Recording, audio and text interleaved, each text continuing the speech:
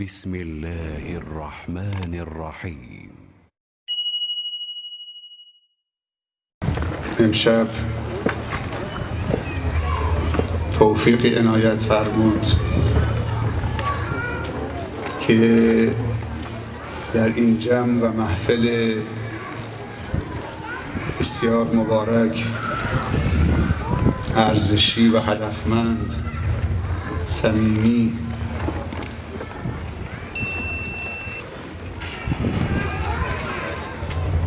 برای تشکر به درگاه خداوند این محفل شکر و سپاسگزاری و قدرشناسی از عنایت‌های و الطاف ویژه خداوند تبارک و تعالی در حق مردم این منطقه، بندگانش،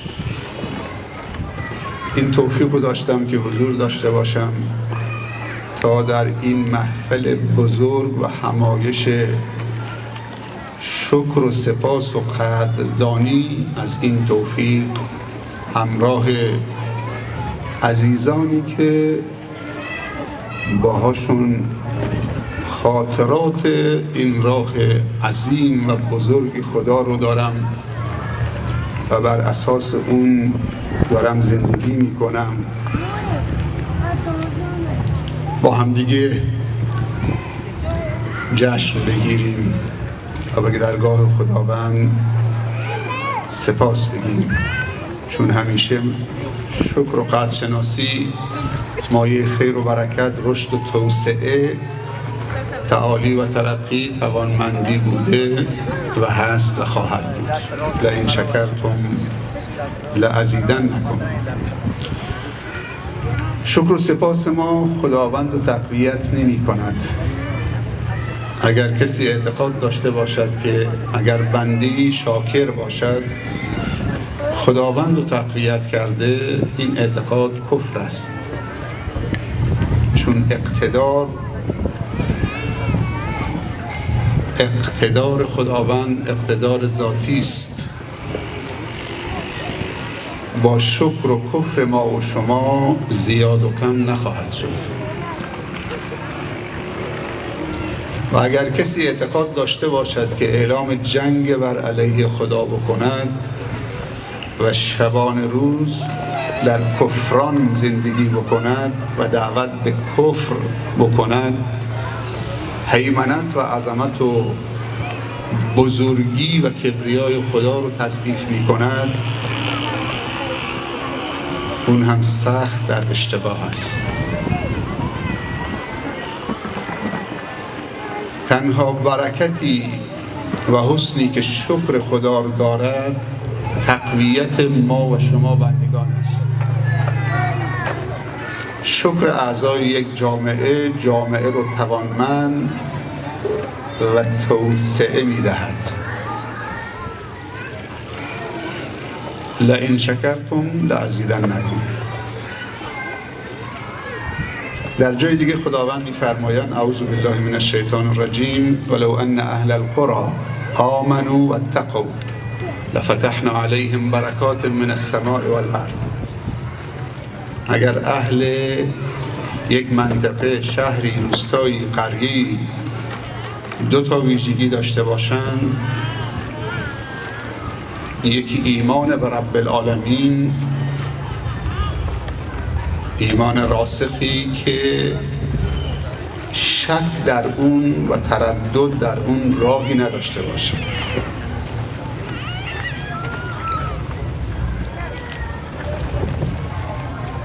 و دو، ترس از خدا داشته باشن. خداوند میگه من درهای برکت‌های زمین و آسمان را بر روی اونها باز میکنم. ما نیازمند این حمایت هستیم.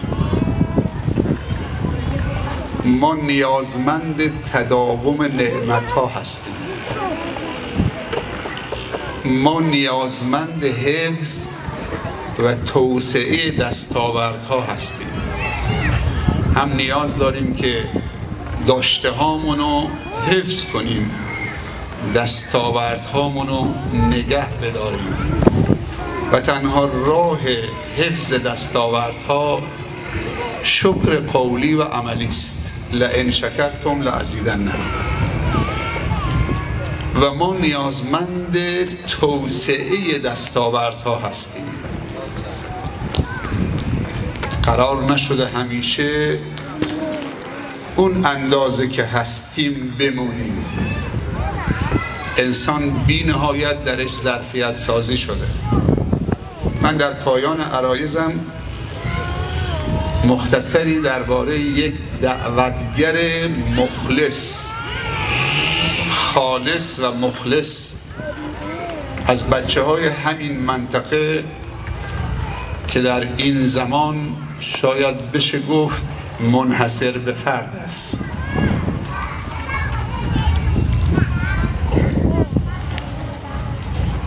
جهت الگو برداری بهش اشاره می کنم. یک بنده شاکر خدا که دستاوردهاشو حفظ کرد و دستاوردهاشو توسعه داد و هیچ وقت از حرکت باز نایستاد. حتی مرگم اونو متوقف نکرد.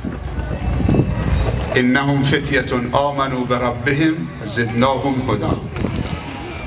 انسان‌هایی که الگو هستن برای جامعه انسانی و اسلامی، نه تنها حیاتشون بلکه خاطراتشون بعد از حیاتشون سبب افزایش هدایت در جامعه هست. اینا واقعیت‌های این راه است.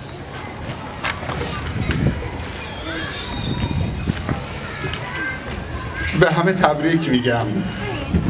خیلی وقتا ما عادت کردیم تبریک رو به کسی میگیم که یه لباس نوی میپوشه. عادت کردیم تبریک رو به کسی بگیم یه خونه نوی. خیلی خوبه تو خونه جدیدش رفت کادویی ببرید، تبریک بهش بگید، دعا بکنید که این خانه امنیت و آرامش و برکت و ستری باشه. مسکن یعنی محل سکونت و آرامش. خیلی وقتا کسی ماشین رو میخره بهش تبریک میگیم، ولی غافل از این هستیم کسی که خودشو پیدا میکنه بهش تبریک بگیم، براش دعای استقامت بکنیم. و برای کسانی که این نقش رو برای توسعه جامعه انسانی ایفا میکنن، رهبران، دعوتگران، مربیان، مدیران، زحمتکشان، اونایی که بیوقفه عشقشون تو اینه که استراحتشون تقدیم بکنن، این بهش میگن ایثار، برای احیای یک جامعه.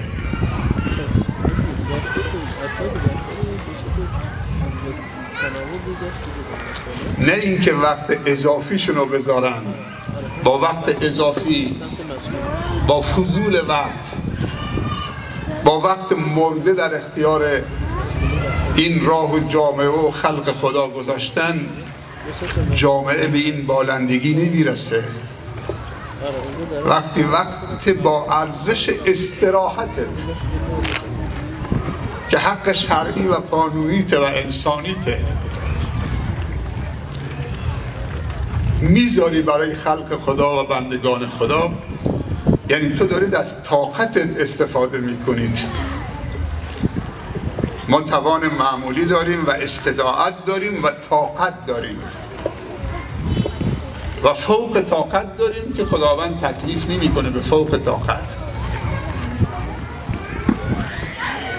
اینجاست که جامعه به این رشد و بالندگی، به این فهم و درایت و بینش و نگرش و شخصیت میرسه. من به همه شما تبریک میگم.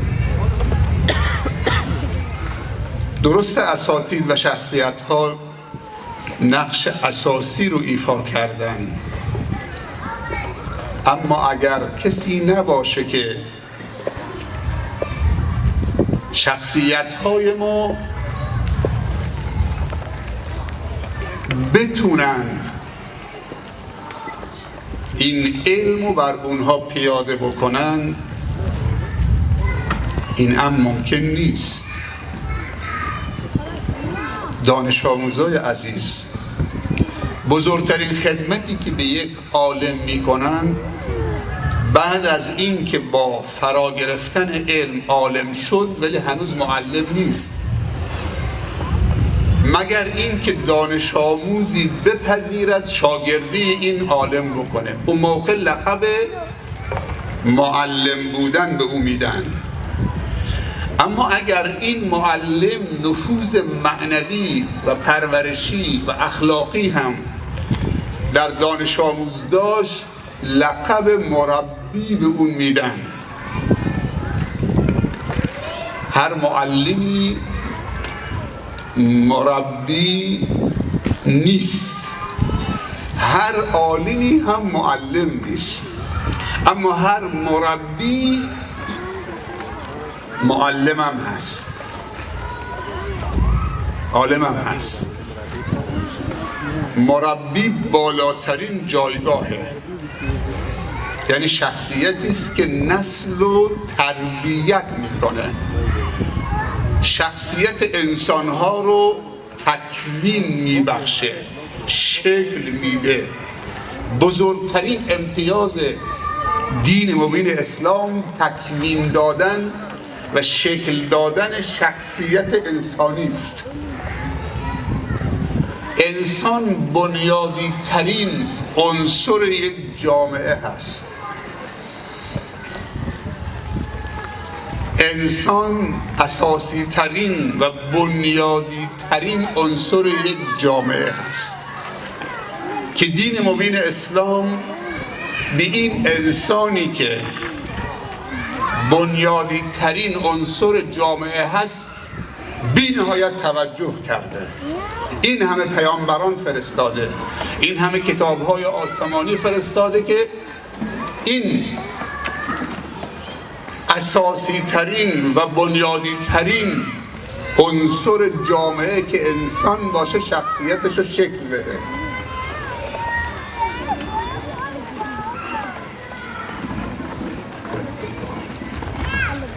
ادبنی ربی فاحسن تأدیبی انا خیار من خیار من خیار.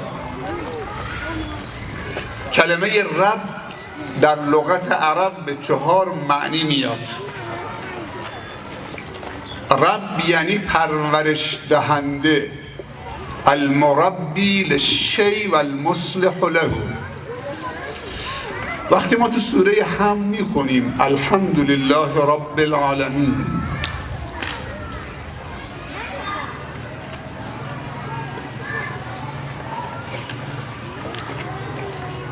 حمد داریم و شکر داریم. اینجا خداوند نگفته الشکر لله رب العالمین. حمد تعظیم و فروتنی و تواضع در مقابل صفات عظیم و بزرگه.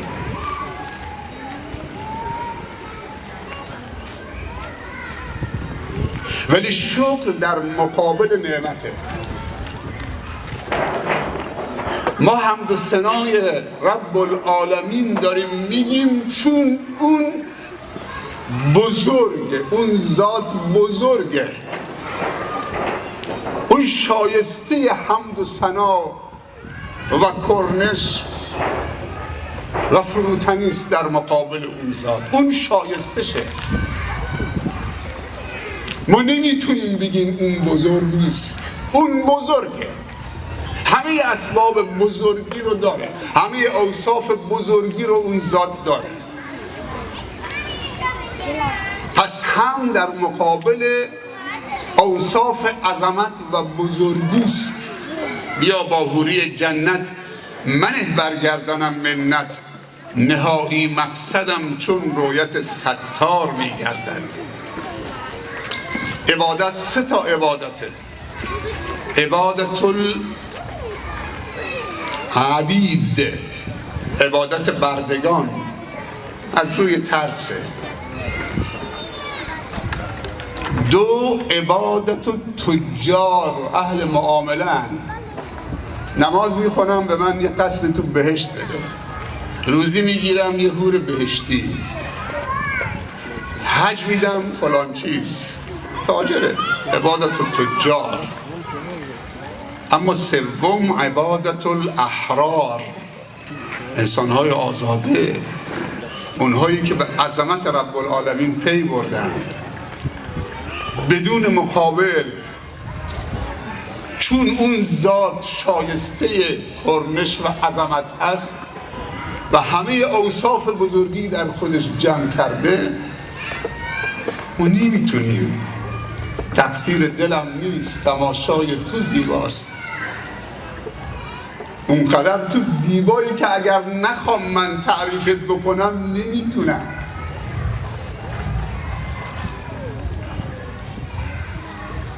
تقصیر دلم نیست، تماشای تو زیباست.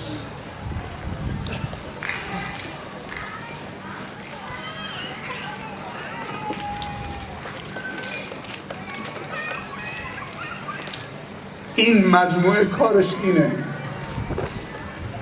که بزرگی و زیبایی و مهرورزی رب العالمین رو معرفی بکنه به بندگان خدا.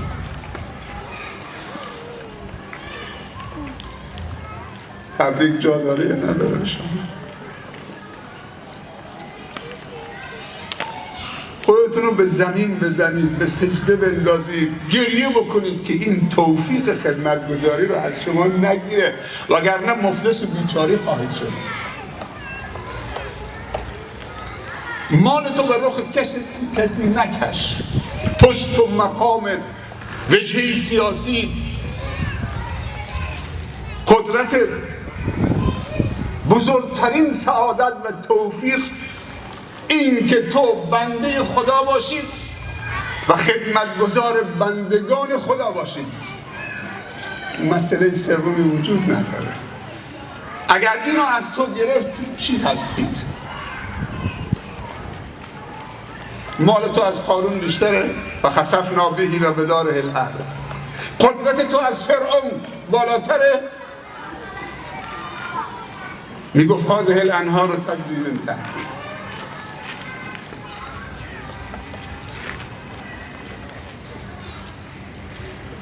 با رودخونه‌ای که خداوند در اختیارش گذاشته بود پوز میداد و به جنگ رب العالمین رفت. من تو عددی نیستیم. میدونی چرا کسی شدیم؟ چون قدم در راه خدا گذاشتیم.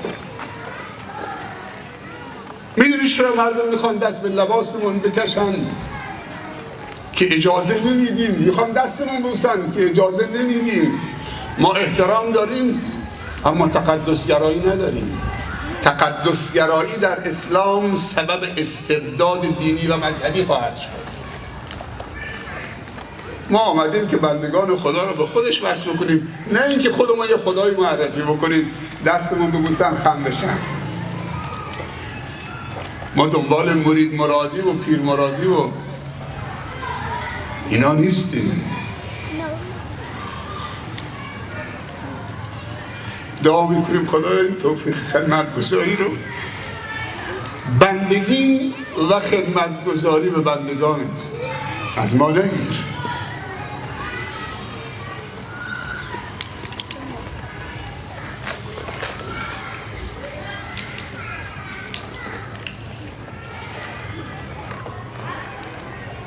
رب به معنی المربی للشی و المصلح له،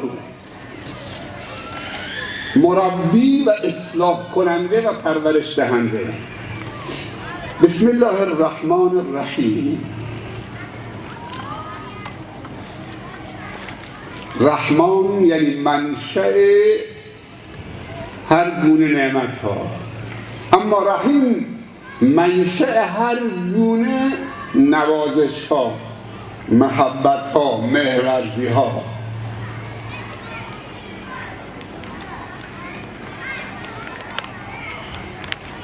سنت هست که بعد از نماز صبح و بعد از نماز مغرب، صباح و مسا، بامداد و شامگاه، این ذکر و این ورد و 3 بار بگیم. رضیت بالله ربا و بالاسلام دینا و به محمد صلی الله علیه و سلم نبیا و رسولا. خدایا من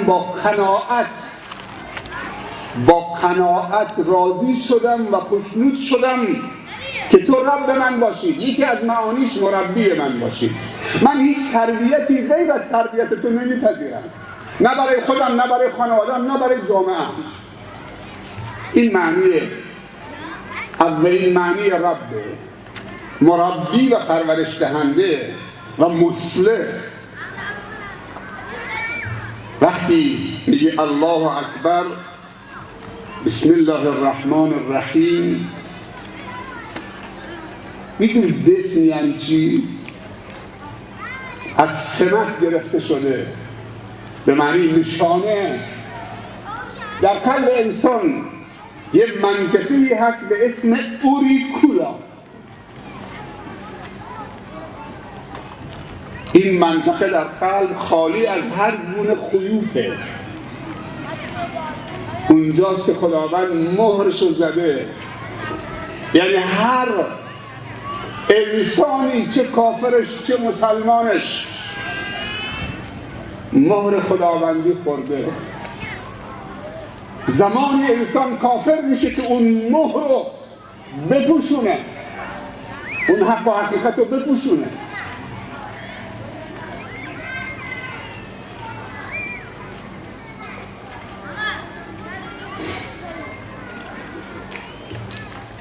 دکتر خلوق نورباقی یک جراح و متخصص قلب مسلمان ترکیایی است، این مطالب رو داره میگه. همه ما و شما وقتی میگیم بسم الله الرحمن الرحیم، یعنی ما نشانه شده یک توی معذرت میخوام بلا تشریح. وقتی میخوای گوسفندی رو تو گله بفرستید، علامت روش میذارید که این مال خانواده فلانیه، این متعلق به همه ما، نشانه شده از جانب رب العالمین، چه بخواهیم چه نخواهیم.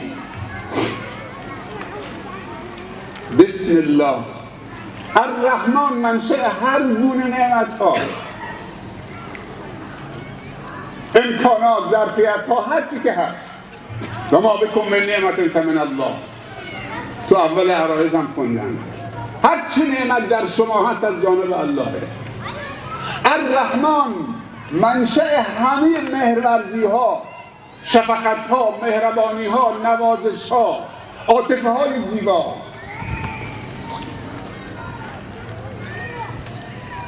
الله دل تو قفسه سینه ما و شما گذاشته و تو دل دوست داشتن قرار داده. یه تکه گوشت بیشتر نیست. همه تون شیرینی دوست داشتن رو حس کردید. دل الله داده، محبت هم الله توش قرار داده تو این قفسه سینه. واقعا ظلم بزرگی است که با این دلی که اول خود خدا داده و محبتی که خدا در دل قرار داده که ما بتونیم دوست بداریم، بریم غیر از خدا رو اول دوست بداریم یا دشمنان خدا رو در دلمون دوستشون بداریم. اول باید اون بخشنده این دل و این عشق و این دوست داشتن رو دوست بداریم.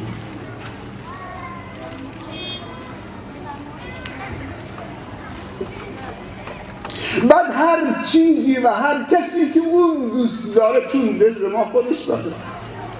و دوستی رو خودش درش قرار داده. اینجاست که پیامبر صلی الله علیه و سلم می‌فرمایند من احب لله و ابغض لله و اعطى لله و منع لله فقد استكمل الایمان.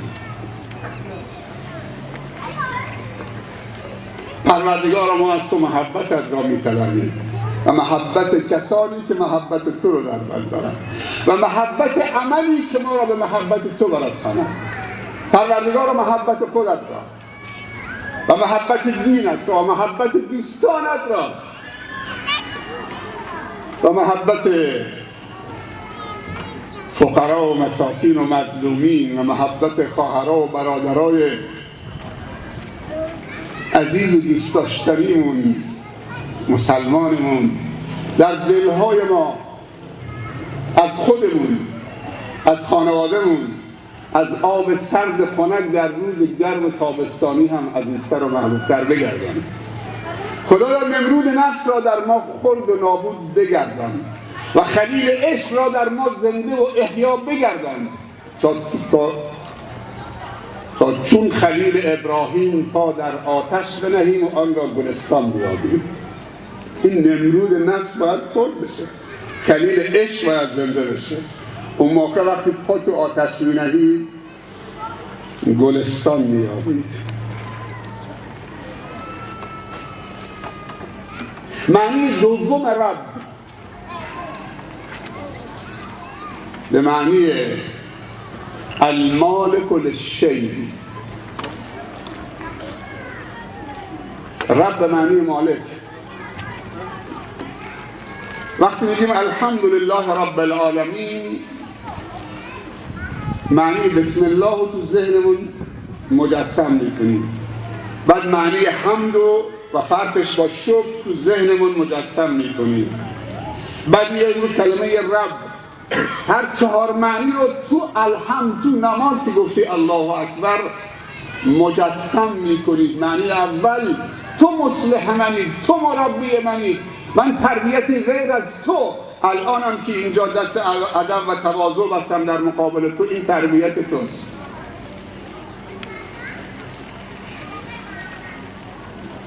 بعد میری رو معنی دوم، هر چهار تا معنی رو کامل میکنید، بعد میری رو عالمین. معنی دوم مالکه. عرب به زن صاحب خانه و کدبانوی خانه بهش میگه ربة البیت. یه وقتی ابرهه حمله کرده بود قبل از اسلام به مکه، لشکرکشی کرده بود، اون اصحاب فیل که خانه خدا رو خراب بکنن.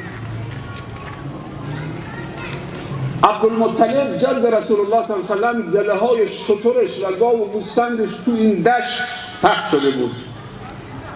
ابرهه خیمه‌ای زده بود. یه وقتی بهش گفتن که بزرگ مکه آمده ملاقات میخواد. ابرهه فکر میکرد که آمده مانعش بشه که کعبه رو خراب بکنه. گفت برای چی آمدید؟ عبدالمطلب گفت انما انا رب الابل، من رب این شتران که تو این دشت پخشه. آمدم که یک امانی و امنیتی برای گله های شترم بگیرم. گفت پس این خانه چه کار است؟ گفت للبیت رب یحمی، اما اون خانه مالکی داره، ربی داره، به معنی مالک خودش حمایت میکنه. تعجب کرد. اینجا بود که الم تر کیف فعل ربک باصحاب الفیل الم یجعل کیدهم فی تضلیل و ارسل علیهم طیرا ابابیل ترمیهم بحجارة من سجیل فجعلهم كعصف مأکول. شما وقتی میگی رب العالمین یعنی تو مالک منی. الله اگر مالک حق تصرف در بندگان ممتلکاتش داره. ما عبدیم، ما مملوکیم و الله مالکه. مالک دومی نیست. شاید جدلا اجازه بدین بگیم فلانی مالک فلانیه، فلانی مالک فلانیه، ولی اینا همش مجازیه.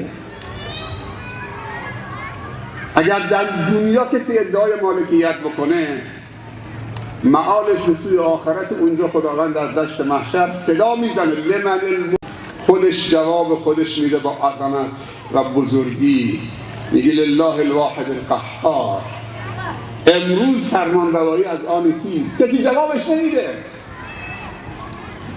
فرعونی که میگفت انا ربکم الاعلی ما علمت لکم من اله غیری. مواظب خودتون باشید وقتی جیبتون پر میشه ادعای خداوندی نکنید در حق مردم. حتی بعضی خیرین ادعای خداوندی در حق مردم میکنن. اجازه ندید یک خیری تمام کارهای منطقتون رو انجام بده، فردا خداتون میشه. اگر رأی به نمایندش ندادید کارهای خیر ازتون قطع میکنه. شده ها، نه از بیرون نه از داخل فرهنگ مشارکت رو بالا ببرید. هر پروژه‌ای میخواد درست بکنید از 1000 تومان تحویل بگیرید تا 100 میلیون و 200 میلیون، ولی مشارکت رو بالا ببرید. بعضی خیرون واقعا خدای مردم شدن. موقع انتخابات رفتن ما مدرسه درست کردیم، مسجد تو شهرتون رای به نمایندگی من بدید، کاندید من بدید. شاید ما نظر موافق میکنیم، تو به خاطر خدا خیر کردی. آمده کل خیر رو ازشون قطع کرده. حتی قولشون داده که چیه فلان کار و فلان کار، همه رو جمع کرده برده. من دیگه کار خیر برای شما نمی کنم، برو نمیخوام.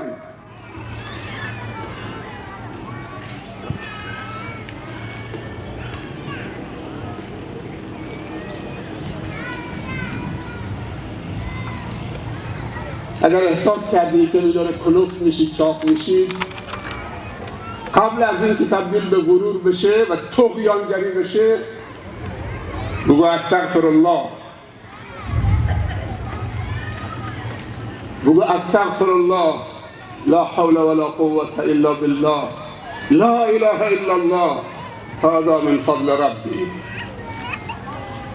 این امکانات، این نعمت‌ها، این ظرفیت‌ها، این شهرت، این موقعیت، این احترام همش فضل رب منه. تا خودتو از تکبر نجات میدی. الله فقط مالکه. تو حق تصرف در بندگان خدا نداری. یک ذات اجازه داره که ادعای مالکیت بکنه، نه ملکی که به اختیار تو نیست. میمیری منتقل میشی میراث بخت، تو نمیتونی مالتو حفظ کنی. تو اصلا حیاتتو نمیتونی حفظ کنی، سلامتیتو نمیتونی حفظ بشه بکنی. با یه سرما خوردن میری زیر سطل ها خودتو قایم میکنی، اظهار عجز میکنی. همون فرعون هم وقتی که آب از زیر پاش میرفت رو سرش رفت صدا زد الان ایمان آوردم به همون خدایی که بنی اسرائیل و موسی و اینا. گفت الان دیگه به درد نمیخوره. توبه زمانی مقبوله که استمرار گناه همراه اون ممکن باشه. کسی که نتونه گناه بکنه دیگه توبهش معنی نداره. اگر استمرار گناه وجود نداشته باشه توبه قیمتی نداره. خوبه بتونی تکبر داشته باشید، هم جاه داشته باشید، هم مقام، هم مال، هم زور و قدرت، ولی بگید من بنده خدا هستم، من تجار و مسئولینی میشناسم که خیلی بزرگم، ولی بچه های فقیر رو با آب بینیشون بغل میکنن، بچه های بیمار رو بغل میکنن، آب بینیشون سرازیر کت و شلوارشون لباسشون میشه، ولی بچه رو به زمین نمیذاره. اینا بزرگن. امیر القوم خادمهم تنها یک راه برای آقایی اسلام معرفی کرده، اونم خدمتگزاری است. اگر میخوای سروری بکنید کرسی بزنید رو دل مردم، تو دل مردم رو اون کرسی، رو اون صندلی بنشینید. بعضی مسئولین، بعضی کرسیداران به جایی که به اون صندلی و پست و مقام هویت بدن، هویتشون از اون صندلی و پست و مقام میگیرن، در نتیجه تا لب مرگم مقاومت میکنن که کرسی از زیر پاشون نره. ولی وقتی بعضی انسانهای وارسته مقبول درگاه خدا رو یک صندلی می‌نشینن، به اون صندلی قیمت میدن، به اون پست و مقام بها میدن، چون فلانی اونجا نشسته. ولی بعضی وقتی صندلی از زیر پاشون رفت کسی جواب سلامشون نمیده.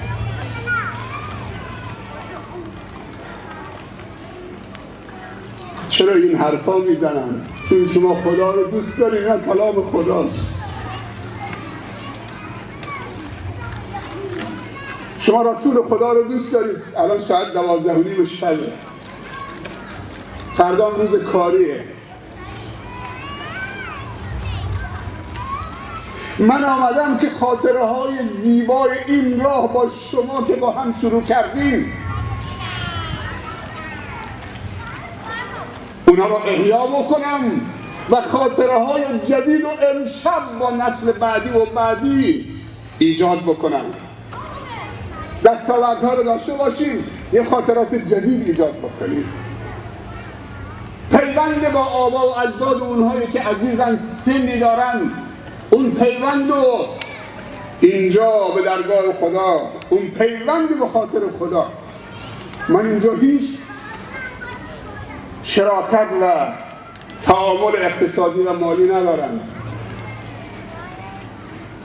آمدم اون پیوند رو به درگاه خدا شکر بگیم و پیوند جدید در راه خدا با نسل‌های بعدی. من یکی از کسانی هم که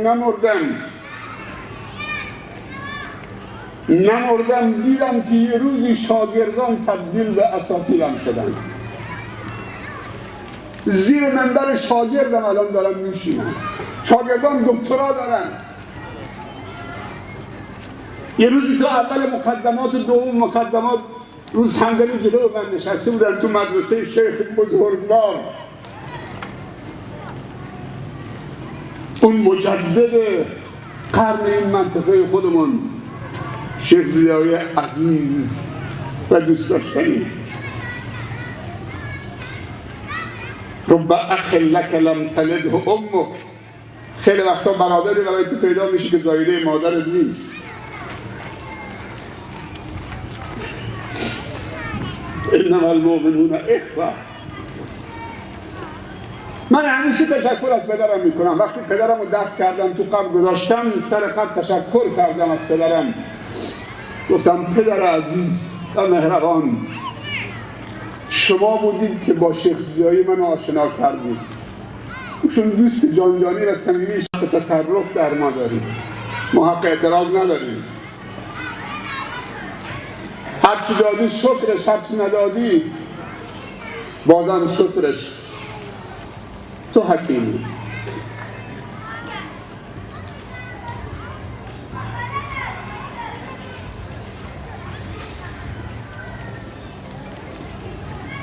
دعای ایوب شنیدی؟ حضرت ایوب بیماری پوستی گرفت، خیلی مثل شیمی درمانی، خیلی بدتر. اینو زمزمه میکرد: انی مسنی الضر و انت ارحم الراحمین. یه بیمار شفا میخواد ولی نگفت شفا بده. خوب دقت بکنید، تو نخ این آیات برید. به درگاه خدا دستش بلند کرد، گفت انی مسنی الضر، گریه و زاری کرد ولی نگفت منو شفا بده، گفت انت ارحم الراحمین.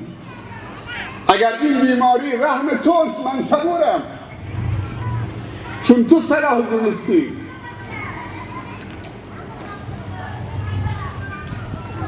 ما خیلی وقتا درد بیماری ما رو اذیت نمی‌کنه، خیلی وقتا درد سلامتی ما رو اذیت می‌کنه. متوجه شدید؟ خیلی وقتا درد نداری و بی‌پولی ما رو اذیت نمی‌کنه. با یه نون محیابه سیریم، با یه نون ماست و نون خشک و با ماست هم گشنه هستیم و سیریم. خیلی وقتا درد دارایی ما رو اذیت می‌کنه. این درد دارایی خیلی بده، تب و لرزش خیلی بده.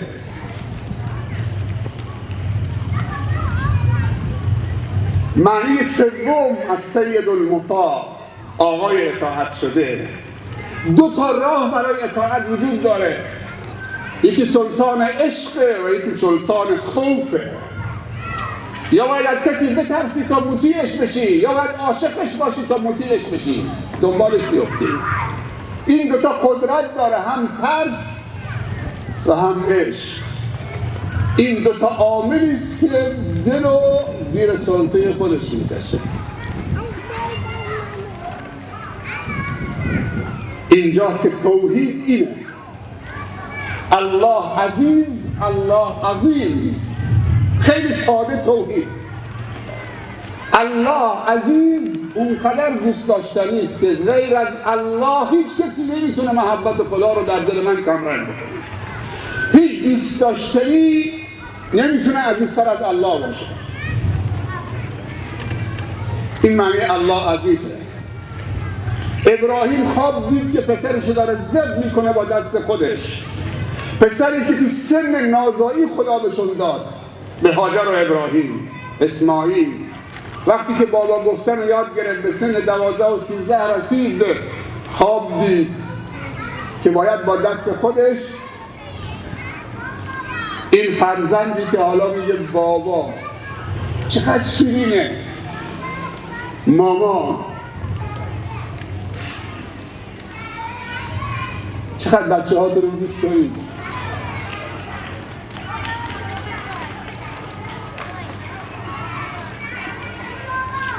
حتی اونقدر دوست داشتنی هستن که وقتی رؤسای جمهور و مسئولین به کشورهای میرن، بچه های زیبا و خوش صدا و کم سن و سال دارای لباس قشنگ یه دسته گل دستشون میارن جلو رئیس جمهور تقدیم میکنن با لباس زیبا که اون رئیس جمهور حس خوبی پیدا بکنه. هیچ کس هم بر علیه این رفتار جایی کتاب ننوشته، مقاله ننوشته. تقریبا چه جهانی شده.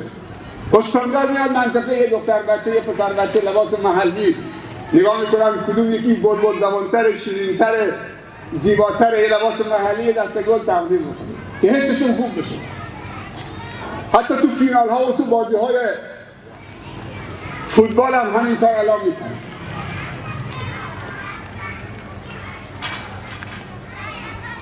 ابراهیم گفت الله عزیز.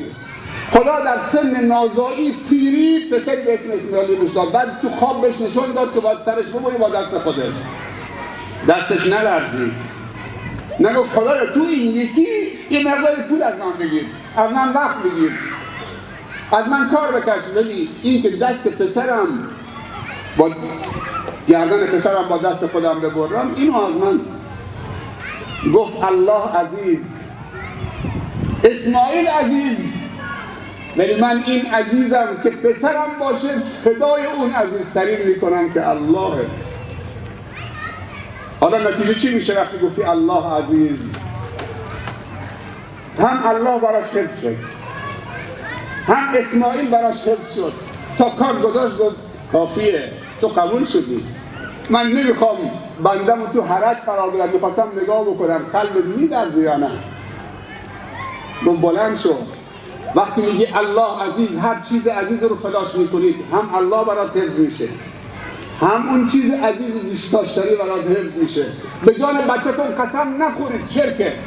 به جان مادرتون قسم نخورید، پدرتون قسم نخورید.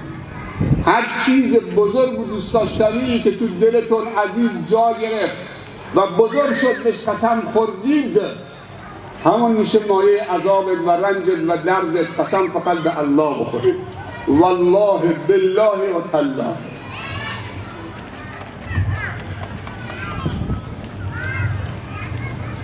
این قسم ها رو از کجا آوردید؟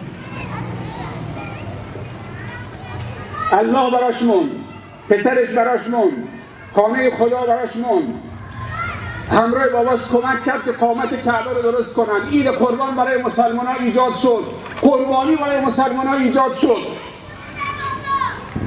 حج برای مسلمان ها ایجاد شد. از همون جمله‌ای که الله عزیز. با قدرت بگی، با قاطعیت بگی، دلتون نلرزه وقتی میگی الله عزیز. در درگاه ما دل را یک دله کن، آنچه غیر از ماست آن را یله کن. یک صبح به اخلاص بیا بر در ما، گر کار تو بر نیامد آنگه گله کن. اما الله عظیم، هیچ بزرگی و عظیمی رو تو دلت بزرگتر از خدا جلوه نده که بزرگی خدا رو کمرنگ بکنه، کوچک بکنه. اگر چیزی مخلوقی در دلت بزرگتر از الله شد، از مگس هم باید بترسی، از پشه هم باید بترسی، از یک موجود ضعیفی هم باید بترسی. یحسبون کل صیحة علیهم و انه کان رجال من الانس یعودون برجال من الجن فزادوهم رهقا. سوره جن در قرآن مطالعه بکنید. ما میخونیم اما نمیفهمیم، چون قرار نبوده که ما به قصد فهم قرآن بخونیم، فقط به قصد ثواب میخونیم. تا زمانی که مسلمان ها قرآن رو فقط برای ثواب نه برای فهم و عمل کردن بخونن، بدبخت میمونن. درسته قرآن هر حرفش 10 تا حسنه داره، ولی باید چه؟ ثواب، تلاوت و فهم و عمل.